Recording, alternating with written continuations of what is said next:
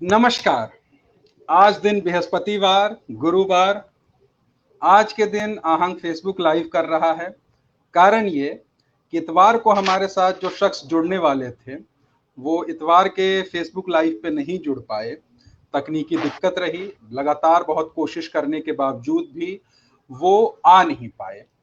तो आज के दिन को हमने चुना, फिर से रिशेड्यूल किया और आज के दिन हम फिर यहाँ पर उपस्थित हैं। दरअसल आहंग ने ठीक कोरोना की जब शुरुआत हुई थी, तो फेसबुक लाइव की शुरुआत की। उसके पीछे का कारण बस इतना भर था कि ये समय में हम किस तरीके से चीज़ों को क्रिएटिवली, सृजनात्मक रूप से कर पाते हैं, किस तरीके से हम नए नए लोगों को जोड़ पाते हैं, क्या हम कर पाते हैं। इसी छोटी सी सोच को लेकर हमने इसकी शुरुआत की थी। आज 25वीं कड़ी है। पिछले 24 कड़ियों में हमने कला संस्कृति, खेल जगत, हमने विभिन्न अलग अलग क्षेत्रों से जुड़े लोगों को बुलाया, फिल्मों से जुड़े हुए लोगों को बुलाया, उनके साथ हमने फेसबुक लाइव किया। हमें उसकी प्रतिक्रियाएं भी बहुत अच्छी मिली। स्वर्णजीत सर जुड़ चुके हैं, वो नमस्कार कर रहे हैं। उमाशंकर सर आपको। स्वर्णजीत सर जुड़ चुके हैं। 5 लोग, हाँ 5 लोग अभी तक जुड़ चुके हैं। थोड़ा सा हम इंतजार और कर लेते हैं कि और भी लोग हमारे साथ जुड़ जाएं। हाँ, तो मैं कह रहा था कि हमने जब शुरुआत की थी तो हमने विभिन्न क्षेत्रों के लोगों को बुलाया और हमें उसकी प्रतिक्रिया बहुत अच्छी मिली, क्योंकि हम किसी एजेंडे के तहत फेसबुक लाइव नहीं कर रहे थे। हमारा मकसद ये था कि बैठे ठाले, जब ये अवसादग्रस्त एक तरह का समय है और लोग अपने परिवार के साथ ही अपनी सुरक्षा को लेकर बहुत ज़्यादा चिंतित हैं, तो ऐसे में उनको कुछ बातें कैसे बताई जाएं, किस तरीके से उनके साथ जुड़ा जाए। और हमने शुरुआत की थी और ये कारवां जो चला और अब तक इसका जो प्रतिसाद मिला और इसकी जो प्रतिक्रिया मिली, हमें बहुत अच्छी मिली है। और इसी कड़ी को आगे बढ़ाते हुए आज हम जिस शख्सियत को अपने साथ जोड़ रहे हैं, वो इतवार को जुड़ने वाले थे, लेकिन आप लोगों ने फेसबुक पर देखा होगा कि तकनीकी कारणों से उनकी आवाज़ हम तक नहीं पहुंच पा रही थी, फेसबुक पे हम लाइव नहीं हो पा रहे थे, तो वो हो नहीं पाया। ये बड़कपन कह लीजिए उमा सर का, कि उनसे हमने बार बार रिक्वेस्ट तो नहीं किया, बस एक बार कहा कि सर इस तरह की दिक्कत है, तो उन्होंने कहा कि हाँ ये तो होता है, इसमें कोई बड़ी चीज़ नहीं है, अगली बार हम कर लेंगे। और हमारे दोबारा फ़ोन करने पे उन्होंने हमें समय दे दिया कि इस तारीख को आप रख लीजिए, और फिर आज हम उन्हीं के दिए हुए समय के अनुसार यहाँ पर उपस्थित हैं और हम सब यहाँ पर आज गलबात करेंगे। गलबात एक देशज टर्म है कि एक अनौपचारिक बातचीत। औपचारिक बातचीत तो दुनिया करती है, लेकिन अनौपचारिक ढंग से, किस ढंग से अनौपचारिक होते हुए भी औपचारिक बातचीत की जा सकती है, उसी की हम एक प्रैक्टिस करेंगे। कथाकार और कवि, समकालीन कथाकार और कवि उमाशंकर चौधरी के साथ। तो हमारे साथ अभी लोग जुड़ चुके हैं, इकाई से दहाई लोग हो चुके हैं। तो मुझे लगता है कि अभी हमें अपने साथ जुड़े हुए शख्सियत को बुला लेना चाहिए। तो मैं स्वागत करता हूं उमाशंकर चौधरी का, कथाकार और कवि उमाशंकर चौधरी का। शुक्रिया हिरण्य जी। और हाँ, बहुत आभार कि यह मौका आपने दिया और यह आयोजन आपने किया, और इस बात का से भी ज्यादा आभार। ये 25वीं कड़ी है और आपने लॉकडाउन में शांत नहीं हुए और बढ़िया काम किया, सांस्कृतिक काम का। और मैं सबसे बड़ी बात यह कहना चाहता था कि आपने सिर्फ साहित्य ही नहीं बल्कि साहित्य के इतर बहुत सारे विषयों को आपने कवर किया। ये मैं लगातार देख रहा था, आपने जो पिछले 24 जो लाइव आपने किए हैं, सारे तो शायद मैं नहीं देख पाया होगा, लेकिन बहुत सारे मैंने देखे हैं। तो आपने बहुत सारे स्ट्रीम को कवर किया है, ये बहुत अच्छी बात। और सांस्कृतिक रूप से आपका जो ये प्रयास है, और इसी बीच नहीं, मैं पहले से भी जानता हूँ कि आहंग थिएटर ग्रुप से आपने बहुत सारा काम किया है, तो उन सभी के लिए आपका बेहद आभार। मैं हूँ, ये तो चलिए छोटी बात है, कोई नहीं, हम लोग तो मिलते ही हैं, लेकिन आप लगातार काम कर रहे हैं, इस बात के लिए आपका बेहद शुक्रिया, बहुत आभार। और लगातार आप यूं ही काम करते रहें, इसके लिए आहंग थिएटर ग्रुप का मैं शुभकामनाएं देता हूं। और अभी तो आप हिरण्य हिमकर को हम लोग जानते हैं, इसके पीछे बहुत लोग होंगे, बहुत सारे लोगों को हम लोग शायद जानते भी नहीं हैं, और हो सकता है कि धीरे धीरे हम जान जाएं। और एक ग्रुप को चलाना बहुत मुश्किल काम होता है, मैं इस बात को समझता हूँ। और बहुत आभार आपका, सच में बहुत आभार।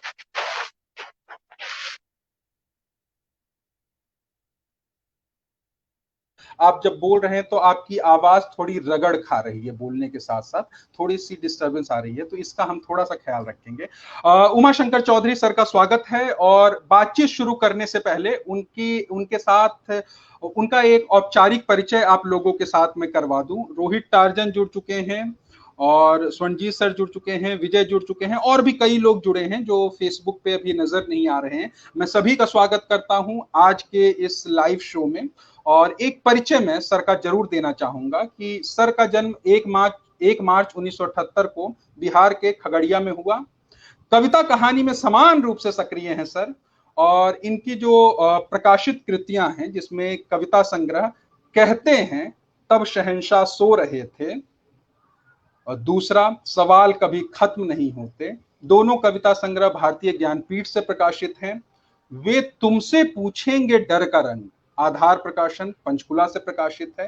कहानी संग्रह अयोध्या बाबू सनक गए हैं आधार प्रकाशन से प्रकाशित हुई है। और गौरतलब और ध्यातव्य बात यह है कि अयोध्या बाबू सनक गए हैं इस कहानी का मंचन 25 बार से अधिक हो चुका है, और किसी और ने मंचन नहीं किया। वो एनएसडी के डायरेक्टर रह चुके देवेंद्र राज अंकुर के निर्देशन में उन्होंने इस कहानी का मंचन किया, उन्होंने इसका नाट्य रूपांतरण किया और इसका मंचन किया। इसके साथ साथ कट टू दिल्ली और अन्य कहानियां भी इनका एक संग्रह है। आलोचना में इन्होंने विमर्श में कवि, दलित विमर्श, कुछ मुद्दे और कुछ संपादित किताबें भी हैं, जिसमें हाशिए की वैचारिकी, हिस्सेदारी के प्रश्न प्रतिप्रश्न हैं। और इसके साथ साथ अभी अभी दिल्ली में नींद राजकमल प्रकाशन से इनका एक कहानी संग्रह प्रकाशित हुआ है। और अंधेरा कोना 2019 इनके लिए बहुत उर्वर रहा। अंधेरा कोना उपन्यास भी 2019 में प्रकाशित हुआ, और इसकी अच्छी खासी चर्चा लोगों के बीच में रही। लोगों ने इस उपन्यास को बहुत पसंद किया, और फेसबुक पे और प्रिंट मीडिया में भी हम लगातार इसके बारे में चर्चा देखते रहे हैं। इसके साथ साथ सर को साहित्य अकादमी युवा सम्मान से सम्मानित किया जा चुका है, भारतीय ज्ञानपीठ नवलेखन सम्मान से सम्मानित किया जा चुका है, रमाकांत स्मृति कहानी पुरस्कार से सम्मानित किया जा चुका है, अंकुर मिश्र स्मृति सम्मान इन्हें दिया जा चुका है। और तो और जो हिंदी के कवियों के लिए थोड़ी सी महत्वपूर्ण बात हो जाती है कि कहते हैं तब शहंशाह सो रहे थे, इस कविता संग्रह का मराठी में अनुवाद हो चुका है। और अयोध्या बाबू सनक गए, जैसा मैंने बताया कि देवेंद्र राज अंकुर द्वारा 25 से अधिक मंचन इसके हो चुके हैं, और अलग अलग देश के अलग अलग क्षेत्रों में इसका मंचन हो चुका है। वाक के कुछ अंकों का भी इन्होंने सह संपादन किया है, और श्रद्धानंद कॉलेज में ये अध्यापन करते हैं। प्रवीण कुमार स्वागत बोल रहे हैं आपको, आपका भी स्वागत, और उमाशंकर सर का भी स्वागत। तो इस तरीके से आज गलबात के लिए हमारे बीच कहानीकार, कवि और उपन्यासकार तीनों, और आलोचना के क्षेत्र में भी दखल रखने वाले, मतलब एक मुकम्मल साहित्यिक व्यक्तित्व हमारे बीच में हैं, उमाशंकर चौधरी जी। तो सर, बात की शुरुआत बिल्कुल अनौपचारिक ढंग से करते हैं, जैसे गलबात होती है। तो मेरा पहला सवाल आपसे यही है कि आप बिहार के खगड़िया क्षेत्र से हैं, बचपन आपका वहीं बीता, और उसके बाद फिर आप दिल्ली आए। तो एक छोटे शहर या एक छोटे कस्बे से दिल्ली आने के दौरान एक लेखकीय किस तरीके से सृजन की प्रक्रिया आपके दिमाग में रही होगी, उसे आपने किस ढंग से देखा, किस ढंग से समझा, और आप अपने लेखक बनने की पूरी प्रक्रिया में उस छोटे कस्बे और दिल्ली को किस रूप में देखते हैं, ये मैं जानना चाहता हूँ। शुक्रिया हिरेन भाई। और सबसे बड़ी बात यह है कि आपने कहा कि अनौपचारिक बातचीत, लेकिन आपने जो परिचय दिया बहुत औपचारिक दिया, बहुत लंबा दिया। इसकी शायद बहुत जरूरत नहीं थी। हम सब काम कर रहे हैं, और चलिए खैर। मेरे पिता, बहुत छोटी सी एक नौकरी थी, पोस्टमास्टर थे। अभी मेरे पिता की उम्र लगभग 85 वर्ष है अभी हैं, और और सर अस्वस्थ मैं चल आपको रहे हैं बीच में टोक रहा हूँ, सर आपको मैं बीच में टोक रहा हूँ। आप जब बोल रहे हैं तो खड़खड़ की आवाज आ रही है, तो माइक को आप कान पे लगा लें या एक जगह वो कर लें, शायद इस अच्छा वजह अच्छा। से वो हो रहा हो हो, तो सकता है। दोनों कान में लगा लें तो ठीक है। वो होगा। ठीक है, हाँ ठीक है, हाँ, ठीक ठीक ठीक, एक है, मिनट एक मिनट। ओके, हाँ जी सर, हाँ कहिए आप अपनी बात। अब जी जी, अब ठीक है। अब ठीक है, हाँ अब ठीक है, अब खड़खड़ की आवाज जी नहीं आ रही है। जी। आएगी तो मैं फिर टोकूंगा आपको। जी जी। नहीं नहीं, हाँ शायद वो कपड़े में लग रहा होगा ना, इसलिए शायद हो रहा होगा जी। मेरे पिता पोस्टमास्टर रहे, और हम लोग खगड़िया में, मेरा जन्म हुआ खगड़िया में, एक छोटा सा गांव है रहीमपुर। लेकिन मेरे पिता पोस्टमास्टर थे, तो उनका जो जॉब था वो प्रखंड स्तर पर, जो सब पोस्ट ऑफिस होता है वहां पर हम लोग उनके साथ ही रहते थे, और जहां जहां उनका स्थानांतरण होता था हम उनके साथ ही जाते थे। इसलिए मेरी जो स्कूलिंग हुई वो अलग अलग जगहों पर हुई। मतलब एक जिला एक ही है, लेकिन अलग अलग प्रखंड कह लीजिए, अलग अलग गांव कह लीजिए। मुझे याद है, हम लोग चौथम एक गांव था, मतलब गांव है, हम लोग वहां रहे। दो बार पिता का ट्रांसफर वहां पर हुआ, और दोनों बार हम लोग लगभग 4 साल 5 साल दो दो बार रहे, मतलब मान लीजिए 8 9 साल हम लोग चौथम में गुजारे। वहां पर बहुत दिलचस्प है, ये थोड़ा सा 2 मिनट में मैं इस कहानी को सुनाता हूँ, बहुत दिलचस्प है कि वहां पर एक राजा थे, और राजमहल था वहाँ, और अभी भी है। अभी जब मैं पिछले 2 3 साल पहले मैं दिल्ली से गया, तो मैं ऐसे ही यूं ही गया वहां घूमने के लिए, देखने के लिए, थोड़ा नॉस्टैल्जिक मामला होता है तो देखने के लिए गया कि भाई क्या है। तो अब राजमहल अभी भी है। अब राजा का खैर वो रुतबा तो शायद नहीं रहा होगा, लेकिन था, उस समय राजा था। और ये बहुत आश्चर्य लगता है कि इस समय भी राजा हुआ करते हैं और थे वहां पर। और उससे भी दिलचस्प यह है कि राजा दो भाई थे। एक भाई, मतलब वो पूरा राजसी वस्त्र वगैरह पहन करके राजा बन करके निकलते थे, और मतलब पूरा रुतबा बना कर रखते थे। एक भाई थोड़े एडवोकेट थे, वो खगड़िया कोर्ट में, तो वहीं से आते जाते रहे होंगे। आप जानकर आपको ये आश्चर्य होगा कि एक अद्भुत लाइब्रेरी उनके पास थी, अद्भुत, बहुत बड़ी लाइब्रेरी थी उनके पास। और पढ़ने के वो इतने शौकीन थे कि क्या बताऊं। मैं तब छोटा था, 7वीं 8वीं में पढ़ रहा था। तो खैर मैं तो नहीं जाता था, हम लोग एक्चुअली वहाँ उसके सामने से स्कूल जाया करते थे, और उस राजमहल से को देख करके बहुत डरा करते थे, क्योंकि उसको लेकर के बहुत सारी कहानियां भी, वो जो होता ही है, हम लोग से जानते हैं कि राजमहल जब होता है तो उसको लेकर के बहुत सारी कहानियां हैं, भूत है, चुड़ैल है, ये है वो है, बहुत सारी कहानियां। हम लोग तब छोटे बच्चे थे तो बहुत डरा करते थे। लेकिन खैर, जो दूसरे भाई थे जिनके यहाँ पुस्तकालय था, उनका जो बेटा था, उनका और मेरे बड़े भाई की, उनकी और मेरे बड़े भाई की दोस्ती थी। और उनके जो पुस्तकालय उनका जो था, उसमें किसी को जाना अलाउ नहीं था। चूंकि मेरे बड़े भाई की दोस्ती थी, तो उनको अलाउ था, तो इसीलिए वो वहां से किताबें लाते थे। और हम लोग ये किताबें लाते वो थे, और हम सारे भाई बहन मिलकर उसको पढ़ते थे। इस तरह 7वीं 8वीं में मुझे लगता है कि प्रेमचंद ही नहीं, राजेंद्र यादव वगैरह, मतलब बहुत सारे लेखक इस तरह के, प्रेमचंद और मान लीजिए, तो प्रेमचंद तो खैर एक तरह से कहिए कि अ, सब लोग पढ़ लेते हैं, राजेंद्र यादव, मन्नू भंडारी को भी हम लोगों ने तब पढ़ लिया था। ये बहुत दिलचस्प था। उसके बाद वहां से फिर जब दिल्ली का सफर तय हुआ, ये मैंने कभी सोचा नहीं था, और मुझे लगता है कि शायद मेरे घर में मेरे बड़े भाई साहित्य के शौकीन थे, मेरे पिता बहुत शौकीन थे पढ़ने के, अभी भी बहुत पढ़ते हैं। मुझे तो लगता है अभी भी शायद मेरे पिता इस उम्र में मुझसे ज्यादा पढ़ते हैं। वो जब वो उनके पास मतलब किताबें हैं तो वो पढ़ते रहे, वो बहुत पढ़ते हैं अभी भी। अब खैर आंखें उस तरह उनका साथ नहीं दे रही हैं, लेकिन फिर भी बहुत पढ़ते हैं, जितना संभव है वो पढ़ते हैं। और मैंने कभी सोचा नहीं था कि साहित्य की दुनिया में मैं आ जाऊंगा, लेकिन ऐसा हुआ। और जब मैं दिल्ली आया, तो ये मतलब इस छोटे से गांव से दिल्ली तक का जो सफर है, ऐसा आप मेरी बहुत सारी कहानियों में आप देखेंगे। इसका जो कॉन्फ्लिक्ट है वो दिखता है, कि कैसे एक छोटा कस्बा है, छोटा सा गांव है, और वहां से एक चमकदार दुनिया में जब एक व्यक्ति प्रवेश करता है, तो कैसे ये कितना अजीब लगता है। जैसे मैंने एक कहानी लिखी थी, पुट्टम और हरे पत्ते।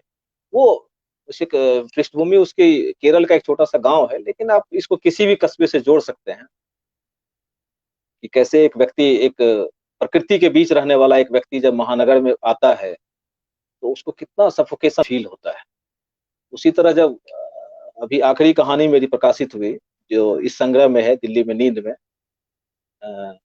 नरम घास चिड़िया और क्या है, नरम घास चिड़िया करके, हाँ घास चिड़िया करके, हाँ तो नरम घास चिड़िया और नींद में मछलियां, नींद में मछलियां, तो उसमें भी मैंने अपने पिता, मतलब ऐसा कोई कहानी ऐसा तो नहीं होता, किसी एक पर तो खैर फोकस नहीं होता है, लेकिन हाँ मेरे पिता उसमें जरूर सेंटर में है, इसमें कोई शक नहीं है कि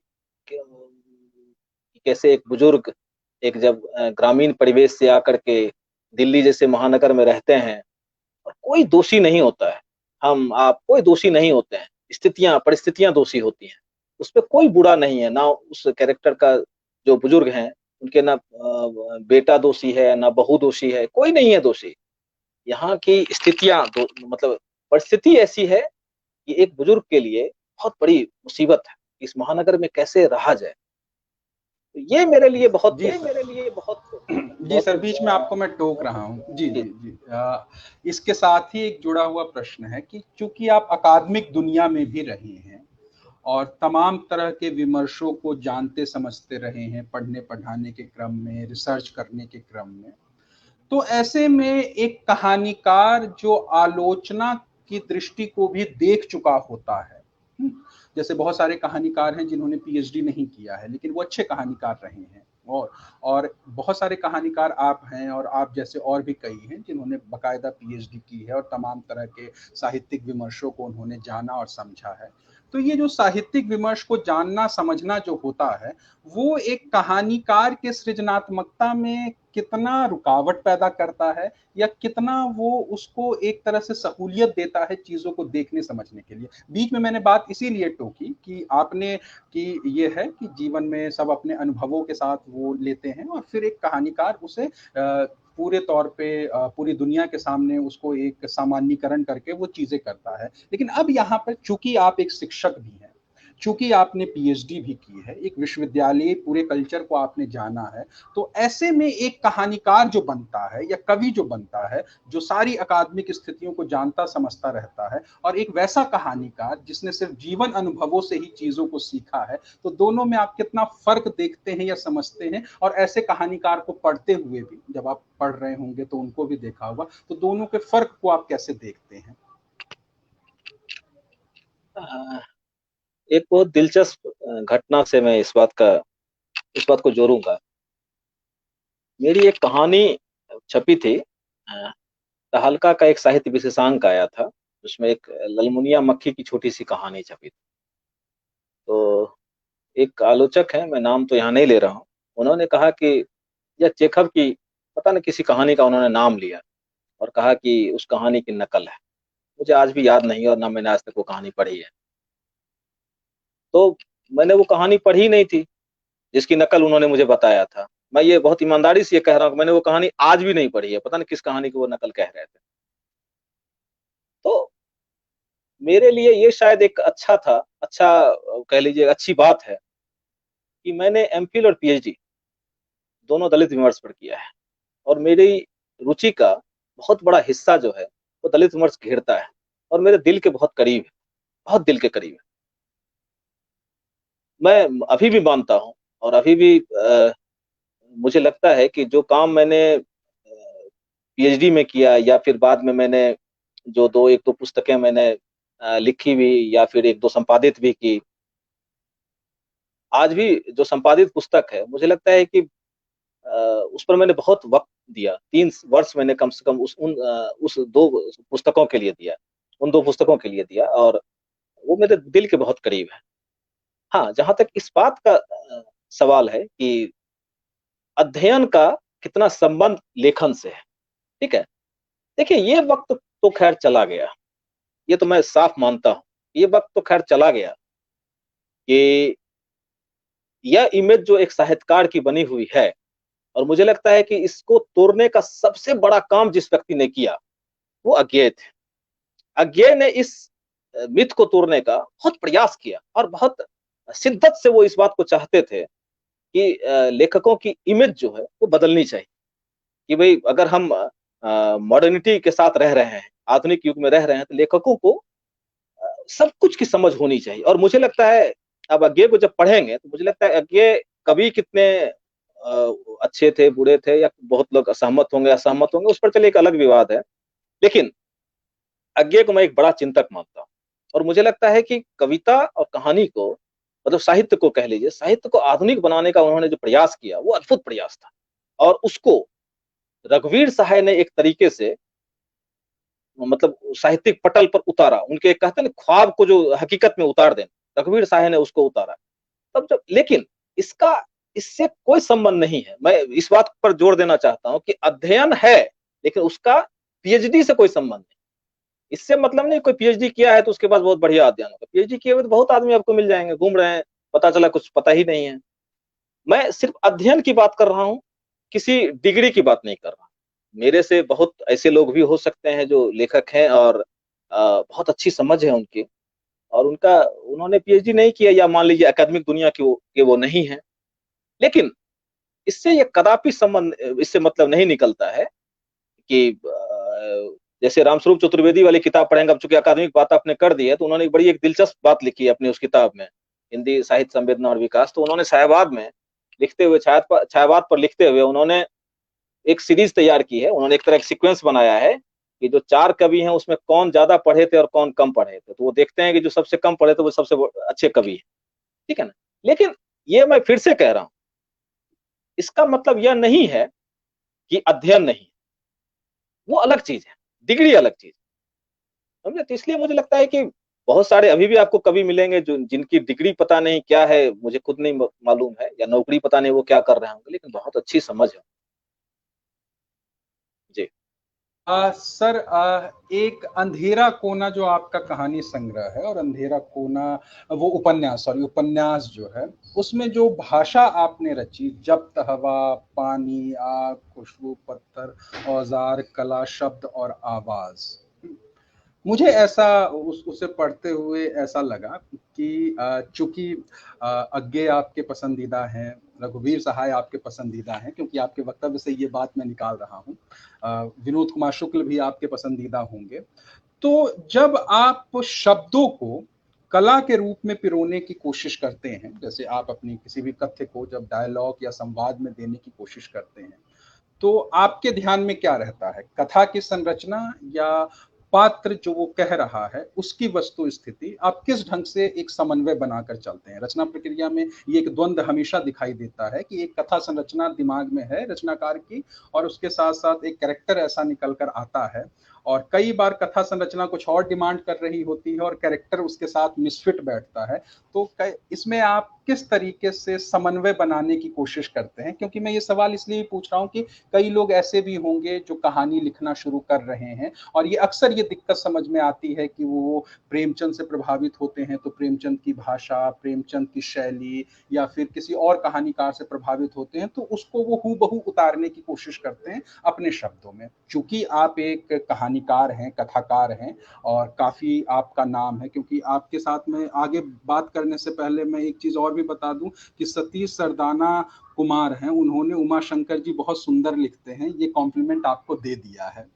तो मेरा प्रश्न यही है कि हाँ, कि मेरा प्रश्न यही है कि एक कथा संरचना जो दिमाग में रचनाकार की होती है, और उसमें जो पात्र आते हैं या वस्तु स्थितियां आती हैं, कई बार मेल नहीं खाती होगी, तो क्या चीज आपके दिमाग में महत्वपूर्ण रहती है कोई भी रचना करते हुए? सबसे पहले तो आपने जो पसंदीदा रचनाकार की बात की, तो आप एक नाम भूल रहे हैं। मैं रेणु का बहुत बड़ा फैन, मतलब एक तरह से कहिए मैं रेणु का दीवाना हूं।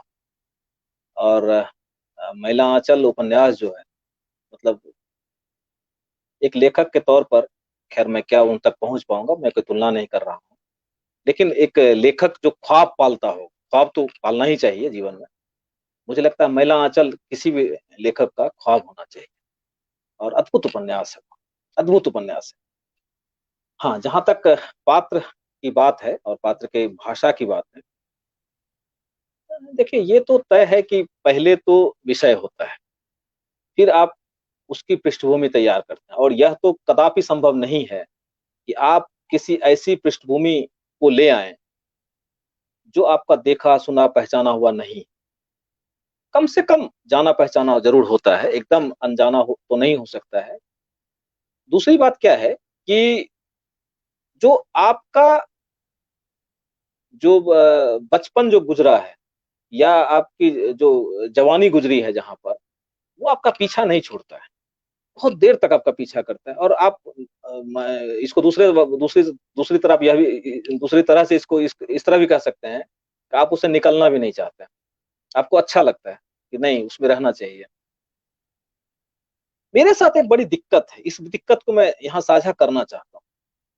अंधेरा कोना उपन्यास जब मैंने लिखा तो मेरे सामने ये बड़ी प्रॉब्लम आई। प्रॉब्लम यह थी कि जब भाषा की बात आई, ये तो संभव नहीं था कि मैं उसको, जो पात्र चूंकि वो तांगा चलाता है, जो नायक है उस उपन्यास का, मैं उनके मुंह से, उस पात्र के मुंह से शुद्ध हिंदी बुलवाऊं, ये मुझे ठीक नहीं लग रहा। ये बहुत अजीब लगेगा, बहुत अननेचुरल लगेगा। तो क्या करूं? अब मेरे सामने दिक्कत क्या थी कि जो मेरी जहां का मैं हूं और जहां का वो पात्र है, वहां की जो भाषा है वो अंगिका है, वो भोजपुरी नहीं है या मैथिली नहीं है। मेरी जो वहां की बोली है वो अंगिका है, और अंगिका को अभी तक स्वीकृति नहीं मिली है उस तरह से। तो मेरे साथ ये बड़ी दिक्कत थी कि अगर मैं अंगिका लिखूं तो लोगों को शायद समझ में नहीं आए। और शायद मैं रेणु की तरह ये रिस्क नहीं ले पाया कि उन्होंने इस बात की चिंता किए बगैर उन्होंने अपनी भाषा को खूब खुले दिल से इस्तेमाल किया कि लोगों को समझ में आ रहा है या नहीं समझ में आ रहा है, वो सब आपकी जिम्मेदारी, आप समझिए। मैं बिल्कुल इस बात को स्वीकार करता हूँ कि मैंने शायद मुझे लगता है शायद वो मुझे करना चाहिए था। ये इस बात का मुझे अफसोस, क्योंकि कई लोगों ने, कम से कम 2-3 लोग तो ऐसे हैं ही जिन्होंने इस बात का आरोप मुझ पर लगाया, ये जो भाषा है ना तो ठीक से भोजपुरी है, ना बिहारी है, मतलब पता नहीं क्या है। उसकी उस वो कारण इसलिए हुआ, उसका कारण यह है कि चूंकि मैं एकदम अंगिका सीधा-सीधा लिख नहीं सकता था, तो थोड़ा-थोड़ा कहीं जो मुझे लगा कि शायद समझ ना आए, उसको मैंने थोड़ा-सा सुधार दिया कि थोड़ा लगता रहे कि वे ग्रामीण इलाके की बोली है, लेकिन ऐसा भी ना हो कि समझ में ना आए। तो ये चुनौती मेरे सामने इसलिए है क्योंकि मैं एक ऐसी जगह से आता हूँ जहाँ की भाषा, जहाँ की बोली को बहुत अभी स्वीकृति नहीं मिली। हाँ, मैं इस बात को मानता हूँ और मुझे लगता है कि शायद ये मेरी ज़िम्मेदारी है, यह चुनौती भी मुझे स्वीकार करनी चाहिए थी। तो मुझे लगता है कि जो पात्र का जब आप चयन करते हैं, तो उसके परिवेश के आधार पर, उसकी वो क्या कर रहा है, क्या कर मतलब उसकी स्थिति कैसी है, उसके आधार पर आपको भाषा चयन करना पड़ता है और आपको कई बार चुनौतियाँ भी लेनी पड़ती हैं और लेनी चाहिए। जी। हाँ, प्रदीप सिंह ने कहा कि कि आपकी लेखनी को वो बहुत पसंद करते हैं, आपके बोलने को वो बहुत पसंद करते हैं। सतीश सरदाना आपके लगता है एक अच्छे फैन हैं कि अंधेरा कोना मैंने एक ही रचना पढ़ी है उनकी। मेरे लिए ये पिछले 3-4 वर्षों में पढ़ी गई सबसे अच्छी रचना है, विशेषकर अंत बड़ा मार्मिक है। और यस, तो ये यस, बहुत उन्होंने आभार कहा आपका। है। जी, जी। बहुत आभार जी, आपका। जी। अब मैं मतलब क्योंकि हम गलबात कर रहे हैं औपचारिक बातचीत के साथ-साथ, तो युवा, मैं आपको युवा ही मान रहा हूँ, आपने उससे हटवा भी दिया कि युवा कथाकार और युवा कवि हटा दीजिए। लेकिन युवा का कहने का मेरा एक पूरा एक परिप्रेक्ष्य है कि आप और हम जैसे जितने भी लोग हैं जो आज के समय में फ़िल्मों को पसंद करते हैं, आज के समय में वेब सीरीज़ को पसंद करते हैं, आज के समय में अलग-अलग मीडियम को हम पसंद करते हैं। तो एज़ ए दर्शक जब आप कोई फ़िल्म देख रहे होते हैं, एज़ ए दर्शक आप जब कोई वेब सीरीज़ देख रहे होते हैं, इसे साहित्य पे भी लागू करके देखें कि कोई लोकप्रिय कहानी पढ़ रहे होते हैं, तो उसमें क्या आपको ऐसा लगता है कि इसमें मेरी भी एक महती भूमिका आ सकती थी कि ये चीज़ ठीक नहीं रहा? मतलब एक रचनाकार जब किसी दूसरी रचना को जब देख रहा होता है, अलग-अलग माध्यमों के, तो उसमें वो बेचैन रहता है या एकदम साधारणीकरण की स्थिति में, प्रमादा की स्थिति में आ जाता है, प्रमाता की स्थिति में आ जाता है कि हाँ, जो मैं देख रहा हूँ वो बहुत अच्छा है और इस पे एक हम समीक्षा कर देंगे। खैर वो तो समीक्षक की एक अलग बात होती है। मेरा प्रश्न पर्टिकुलर एक रचनाकार के लिए कि रचनाकार जब किसी दूसरी रचना को देखता है अलग-अलग माध्यमों में, तो उसमें वो अपने आप को कितना मिस करता है?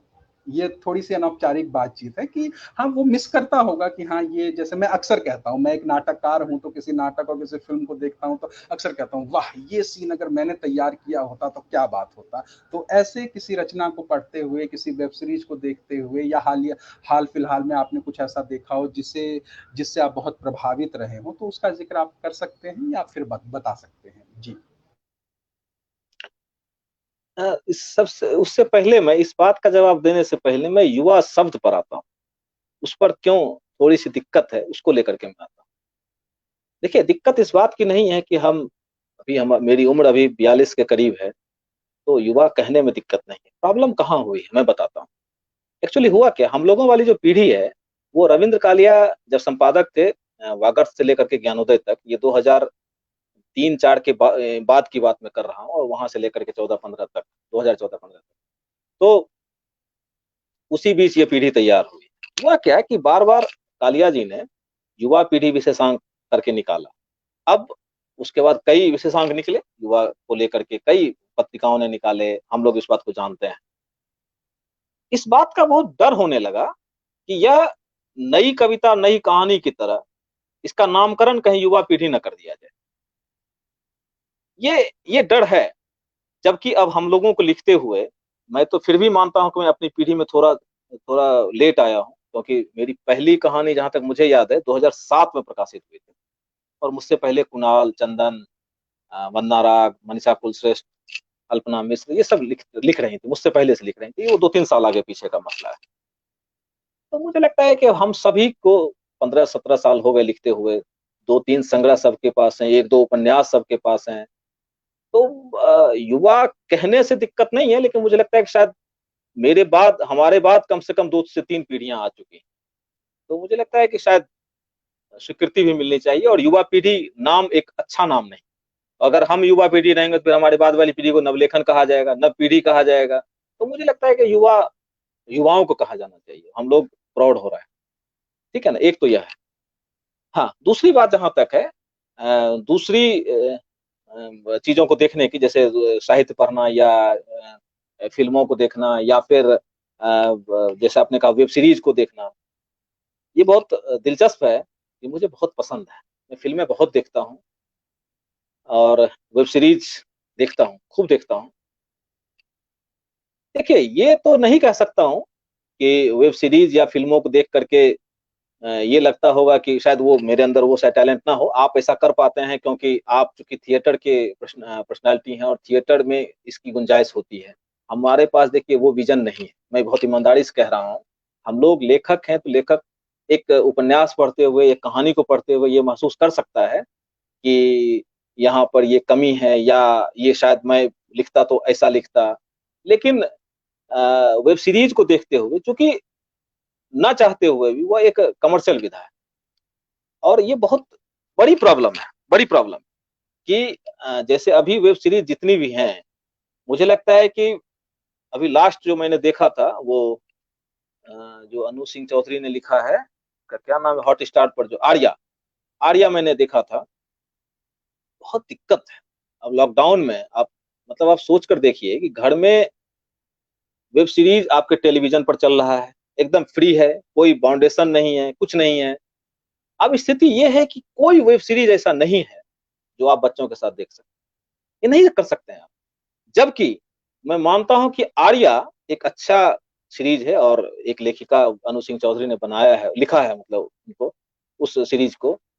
तब भी उसमें कई दृश्य ऐसे हैं, जबकि मैं मानता हूं कि उसमें गालियों का प्रयोग और अन्य चीजों का प्रयोग बनिस्पत कम है, लेकिन फिर भी उसको कमर्शलाइज करने के लिए अनावश्यक रूप से डाला जाता है, ताकि आप उसको देखें ही, और देखने के लालायित है। पता नहीं, मुझे लगता है कि ऐसा क्यों है, और कौन सा ऐसा, मुझे लगता है कि शायद अगर उसको गंभीर रूप से बनाया जाता तो भी दर्शक कम नहीं होते। पता नहीं ऐसा क्यों है। जैसे थप्पड़ फिल्म अभी आई, या मुल्क फिल्म अभी आई, या मुझे लगता है कि क्या उसको दर्शक कम मिल रहा है।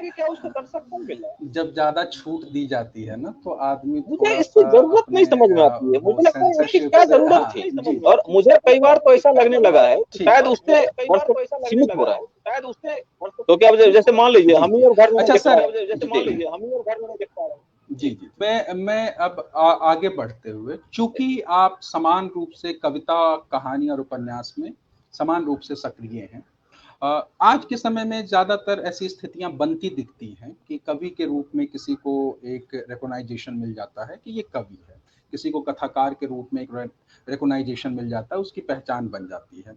चूंकि आप लगातार दोनों लिखते रहे, अंतराल पे लिखते रहे, आपने कथा साहित्य भी लिखा, कविताएं भी आपकी लगातार पत्र पत्रिकाओं में छपती रही, तो मेरा यहाँ से ये सवाल ये है कि ऐसे पहले भी मतलब हमारे हिंदी साहित्य में कई ऐसे साहित्यकार हुए हैं जो कविता और कथा साहित्य में बराबर दखल रखते हैं, लेकिन इसके बावजूद भी मैं, जो दर्शक देख रहे हैं जो हिंदी साहित्य से बहुत कम है, हमारे आहंग में हिंदी साहित्य से बहुत कम लोग हैं, वो अलग अलग क्षेत्रों से हैं, कोई फोटोग्राफर है, कोई इंजीनियर है, कोई अलग अलग क्षेत्रों से है। तो मेरा सवाल ये बनता है कि एक कवि और एक कथाकार, जब एक व्यक्ति में दोनों चीजें हों, तो आप कैसे बैलेंस करते हैं चीजों को कि कौन सी घटना या कौन सी ऐसी प्रतिस्फुटित एक परिस्थिति ये कविता कहने के लिए ज्यादा मुनासिब है और कौन सी घटना पे एक लंबी बातचीत करके कहानी कही जा सकती है। तो इस द्वंद को आप कैसे अपने अंदर देखते हैं और इसको कैसे फिर इससे निकलते हैं, ये सवाल। जी,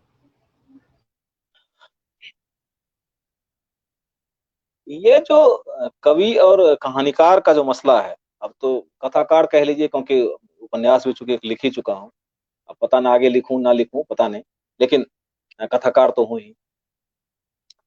ये डायलेमा जो है ये हमेशा चलता रहा। एक बड़े लेखक हैं, आज से 10 साल पहले की बात होगी, उन्होंने एक बड़ी अच्छी बात कही थी मुझे, जो मैं भूल नहीं पाता हूँ कभी भी। उन्होंने कहा कि तुम चाहे जितनी विधाओं में लिख लो, पहचान तो तुम्हारी एक विधा में बनेगी। समझे?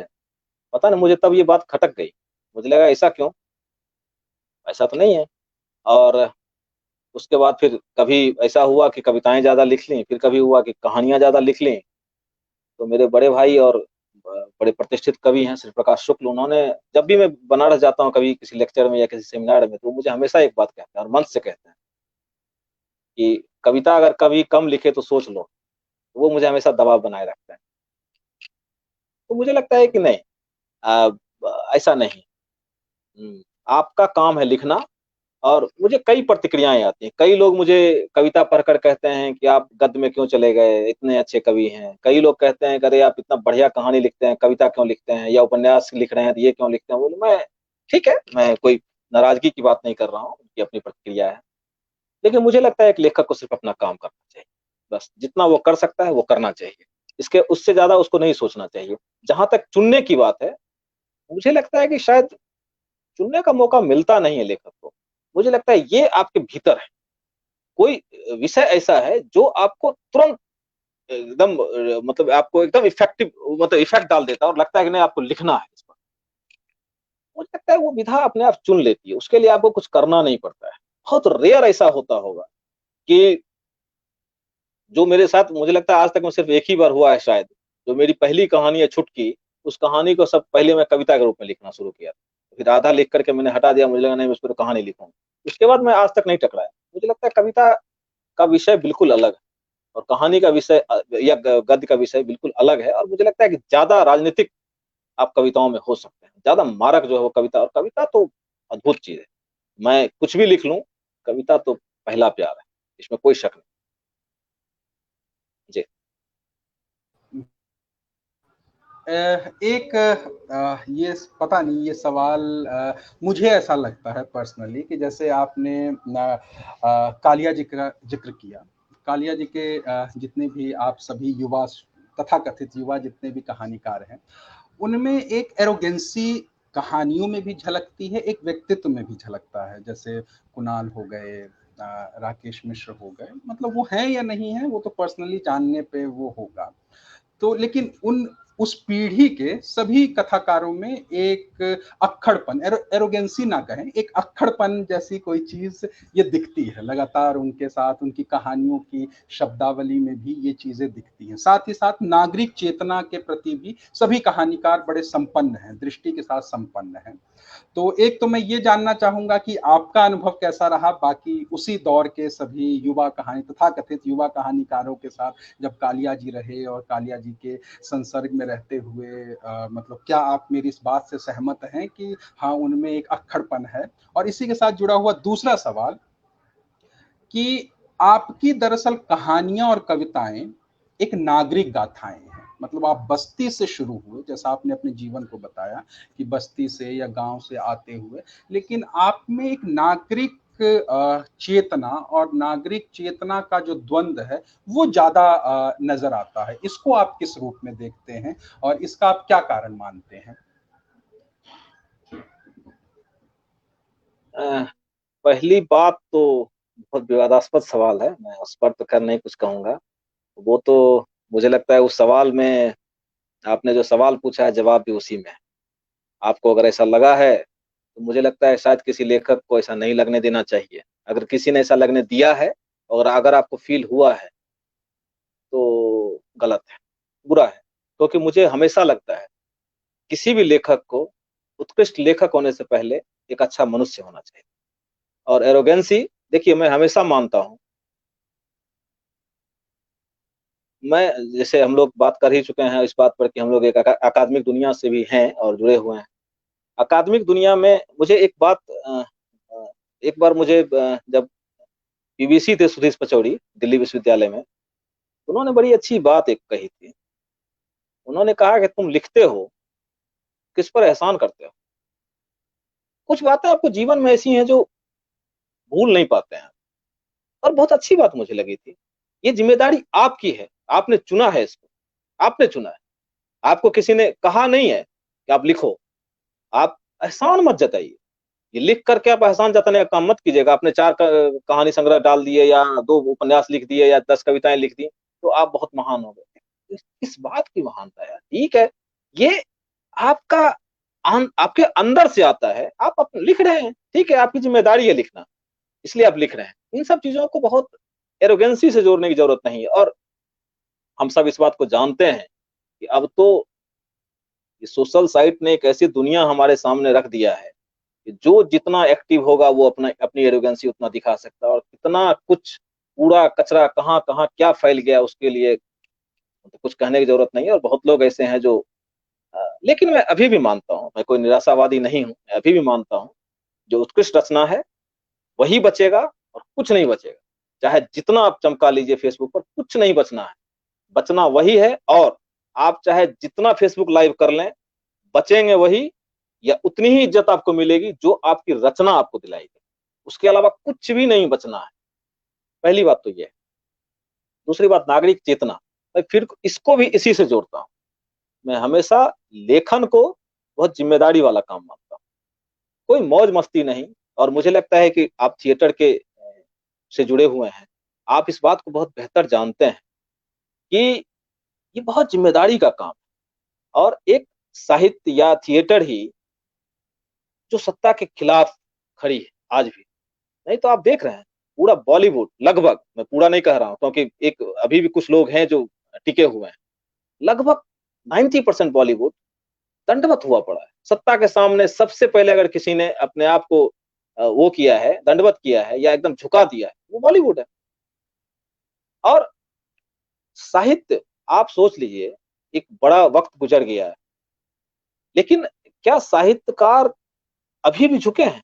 बहुत सारे अभी भी आपको मिल जाएँगे नहीं झुके। अभी भी साहित्य में वो दम है और इस बात को हमको समझना पड़ेगा। और यह इसलिए हो पाया क्योंकि हमारे अंदर एक कमिटमेंट है। और जो पॉलिटिकल कमिटमेंट जिनके साथ नहीं होगा, वो उनका कभी भी बहुत दूर तक जाना बहुत मुश्किल है। पॉलिटिकल कमिटमेंट बहुत ज़रूरी है। आपकी राजनीतिक समझ बहुत क्लियर होनी चाहिए, बहुत क्लियर होनी चाहिए। और लेखन एक ज़िम्मेदारी का काम है। उसको कभी भी मौज-मस्ती से कर लेने की ज़रूरत नहीं। जी। ये कुमार मंगलम कह रहे हैं, प्रणाम उमा भैया को। सही बात है, रचना ही बताएगी कि आप कितने समय तक टिके रहेंगे और समय के प्रवाह में आप कैसे रहेंगे। सर, हम बिल्कुल अंतिम दौर में आ रहे हैं। ये कोरोना का समय चल रहा है, कोरोना काल चल रहा है। परिवारों के साथ रह रहे हैं, तमाम तरह के हम अपने समाज में परिस्थितियों को देख रहे हैं। अवसाद जैसी स्थितियां आना स्वाभाविक है कि वो आ रही हैं।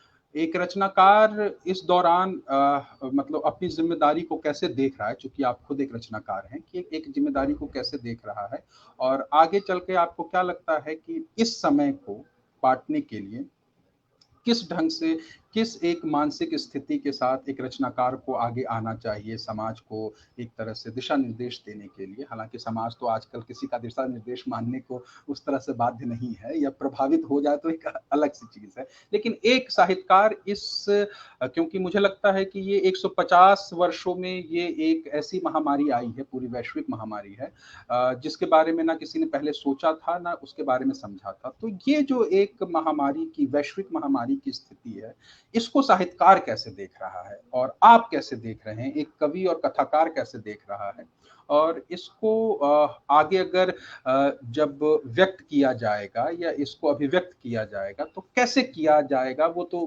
भविष्य की बात है, लेकिन एक कथाकार इस समय को कैसे देख रहा है और आगे उसकी अभिव्यक्ति वो किस रूप में देना चाहता है। देखिए ऐसा तो नहीं है कि यह वक्त दर्ज नहीं होगा, और मैं करूं ना करूं, साहित्यकार तो कर ही रहे हैं। और अभी संजय कुंदन ने एक कोरोना में कवि करके एक सीरीज वो लेकर भी आए, और अभी एक संग्रह, और अरुण होता जी जो वरिष्ठ आलोचक हैं वो लेकर आ रहे हैं, और हम लोगों ने भी जो कविताएं लिखी हैं वो सब उसमें आएंगी, और कई लोगों ने लिखा है। श्री प्रकाश शुक्ल ने भी बहुत काम किया, मदन कश्यप जी ने बहुत अच्छी कविता लिखी है अभी, और कई लोगों ने लिखा है। तो ऐसा नहीं है, वो तो आएगा ही। और देखिए होता क्या है, जो कविताएं हैं वो तो तुरंत आ जाती है, जो बाद में गद्य रचनाएं हैं वो समय लेती है, कहानियां या उपन्यास तो आएंगे। लेकिन अभी सबसे जरूरी यह है कि अपना मनोबल को बनाए रखें, ये बहुत जरूरी है। और सबसे दिक्कत क्या हो रही है कि हम एक दूसरे से संवाद नहीं रख पाते हैं, बहुत बड़ी प्रॉब्लम हो रही है। हमारा मित्र और बहुत अच्छा कथाकार शशिभूषण द्विवेदी इस बीच हमसे बिछुड़ गया, और वो बहुत दुखद है, बहुत दुखद है। और मतलब आप सिर्फ बाद में अफसोस कर सकते हैं इस बात को लेकर के, जिसका अफसोस हमारे जैसे उनके तमाम मित्र जो भी हैं उनको बहुत होगा कि काश अगर उनकी कोई परेशानी थी, या कम से कम हमसे उन्होंने बात ही कर ली होती, या हमने ही बात कर ली होती, तो शायद ऐसा नहीं होता। बहुत कम उम्र में बहुत प्यारा इंसान था, और सत्ता के खिलाफ इतना लगातार वो लिखता रहा, और वो हमसे बिछुड़ गया। तो मुझे लगता है कि संवादहीनता की जो स्थिति है वो, मतलब जितना हम लोग कह लें कि फेसबुक और ये सोशल साइट जितना हम लोगों को आसान कर दिया है, उतना ही ज्यादा हम लोग संवादहीन होते जा रहे हैं। क्योंकि सबके अंदर ईगो बहुत ज्यादा है, बहुत ईगो है, और वो बहुत प्रॉब्लमेटिक है, बहुत परेशानी पैदा करती है। मुझे लगता है कि अपने परिवार को बचाने के साथ साथ ये हम सब की जिम्मेदारी है कि दो चीजों की जिम्मेदारी बहुत साफ है। एक, इस समय को समझना पड़ेगा, क्या यह समय सिर्फ कोरोना का समय है? क्या यह पूरा संकट सिर्फ कोरोना की देन है? ये समझना पड़ेगा। क्या महामारी के पीछे का षड्यंत्र को बताने के लिए कौन आएगा? क्योंकि महामारी के पीछे एक बड़ा षड्यंत्र है। ऐसा नहीं है कि सिर्फ ये महामारी, बहुत सारी चीजें इसके पीछे चल रही, और देर सवेर साहित्यकार इसको लाएगा जरूर। या ऐसा हो नहीं सकता है कि नहीं आएगा, दर्ज तो यह समय निश्चित होगा, और आप देखेंगे कि बहुत अच्छी तरीके से दर्ज होगा। इसलिए साहित्यकार अपनी जिम्मेदारी, एक तो यह भूमिका है, दूसरा यह है कि हमारे संपर्क में जितने लोग, और ये मैं सिर्फ अपने आप को नहीं, मैं हिरन हिमकर से भी कह रहा हूँ ये बात, मैं सभी अपने मित्रों से कहता हूँ ये बात, कि जो भी आपके टच में है, जितने आपके मित्र हैं, उनसे बात करें, संवाद करें। बहुत लोग अवसाद में जा रहे हैं, बहुत लोग, मैं तो अभी भी कई लोगों को फोन करता हूँ, कई लोगों के फोन मेरे पास आते हैं, और हम लोग बात करते हैं। ये बात होनी चाहिए। बात होने से क्या होता है, संवादहीनता की स्थिति में बहुत दिक्कत होती है, कहीं कोई प्रॉब्लम है, कम से कम होता है कि अगर आपने बात भी कर लिया तो बहुत मन हल्का हो जाता है। कई लोगों को मैंने इस बीच, क्या बोलूं, कई लोग और भी हैं जो बहुत परेशानी में रहे इस बीच, और संवाद होने से बहुत रास्ता निकलता है। तो साहित्यकार की भूमिका अपने घर से लेकर के साहित्यिक जिम्मेदारी तक सब जगह होती है, और सब जगह उनको भूमिका निभानी पड़ती है और पड़ेगी। और सिर्फ साहित्यकार की बात मैं नहीं कर रहा हूँ, मैं फिर से कह रहा हूँ, मैं हिरन हिमकर से भी ये बात कह रहा हूँ, ठीक है ना, सबसे कह रहा हूँ जी। आपने बिल्कुल ठीक कहा कि ये नागरिक समाज की जिम्मेदारी है, जी जो बिल्कुल भी बिल्कुल नागरिक है बिल्कुल वो इस जिम्मेदारी को बिल्कुल। निभाए। सर बिल्कुल अंतिम दौर में आ चुके हैं, तो 50 आप, मिनट मुझे लग चूंकि रहा है हम आप लोगों ने कवि बात भी कर हैं, लिया, मुझे लग रहा है हम लोगों ने बात कर लिया। जी जी हाँ, आप कवि भी हैं, तो कोई आप ऐसी कविता अगर हम लोगों के साथ साझा करना चाहते हैं, क्योंकि कहानी और उपन्यास के अंशों को सुनाने के लिए तो एक अलग नहीं तरह नहीं का वो प्रोग्राम करना पड़ेगा। जी जी। तो कोई कविता के साथ आप अपनी बात को विराम देना चाहें, और ये हम मतलब मेरी संरचना में ये इंटरव्यू नहीं था, ये गलबात ही था, इसीलिए इसको नाम नहीं हमने गलबात ही दिया कि एकदम गलबात के तरीके से अनौपचारिक औपचारिक दोनों होते हुए हम बात करेंगे। लोगों को मजा आएगा, लोग अपने साहित्यकार को जान पाएंगे, क्योंकि आपको चाहने वाले, चूंकि कमेंट से दिख रहा है कि काफी लोग हैं और वो आपकी लेखनी को पसंद करते हैं, आपके व्यक्तित्व को पसंद करते हैं। तो जाते जाते कोई कविता आप अगर हम लोगों के साथ साझा करना चाहते हैं तो स्वागत है सर। हाँ, सबसे पहले इस बात का शुक्रिया कि आपने शब्द बहुत बढ़िया चयन किया था, गलबात बहुत प्यारा शब्द है। एक दो कविताएं मैं सुना देता हूँ। और एक तो मैं, जो कोरोना का समय आया, तो उसको लेकर के जो मैंने लिखा है, वो एक कविता तो मैं वो सुनाऊंगा।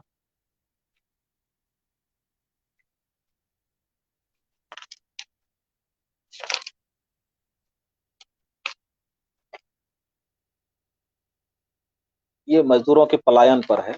हम लोग सारी स्थितियों से वाकिफ हैं।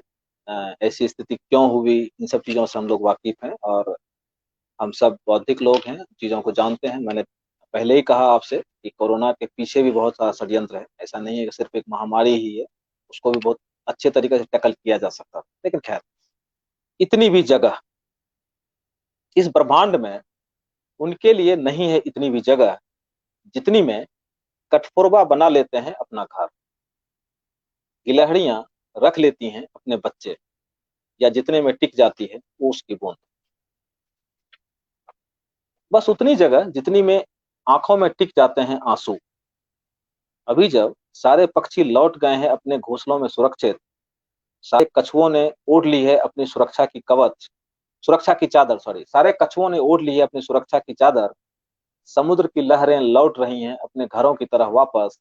और अभी अभी जब टेलीविजन पर प्रसारित हो रहा है एक महाआख्यान, तब ठीक इसी समय कंक्रीट भरे रास्तों पर निकलने को मजबूर हो गए हैं असंख्य जोड़े पैर। रो रहे हैं अनगिनत बच्चे, लेकिन दूरी है कि अभी खत्म नहीं होने वाली। लेकिन दूरी है कि अभी खत्म नहीं होने वाली। उनके लिए इस ब्रह्मांड में जगह नहीं। इस ब्रह्मांड की सारी जगहों को घेर लिया है तिलचट्टों ने। यहाँ की सारी जगहों पर गिर गए हैं सूखे पत्ते। यहाँ कोई मनुष्य नहीं दिख रहा।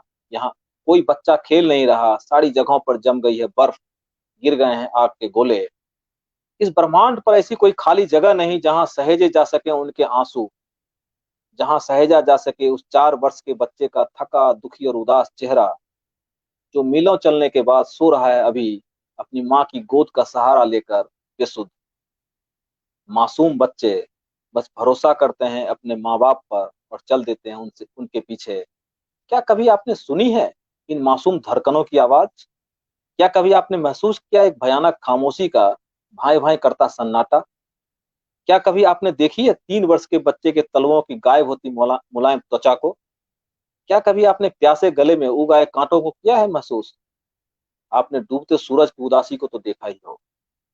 अभी जब मैं लिख रहा हूँ यह कविता, अभी जब रात गहरा रही है, रो रहा है एक कुत्ता, कहीं दूर से आ रही है झिंगूर की आवाज, मौसम में घुल रही है उदासी, अभी भी गिर रही है पत्तों पर ओस की बूंदें, तब ध्यान से सुनने पर सुनाई पड़ेंगी उनके नन्हे कदमों की मासूम आवाज। ध्यान से सुनने पर उन भूखे बच्चों की भूखी अतरियों की आवाज भी देगी सुनाई, जो चलते चले जा रहे हैं, क्योंकि इस ब्रह्मांड में उनके लिए कोई जगह नहीं। वे चलते चले जा रहे हैं तब तक जब तक चल रही हैं उनकी सांसें। एक कविता तो ये, बस एक बहुत और बढ़िया। एक कविता तो ये, बस एक जी जी जी।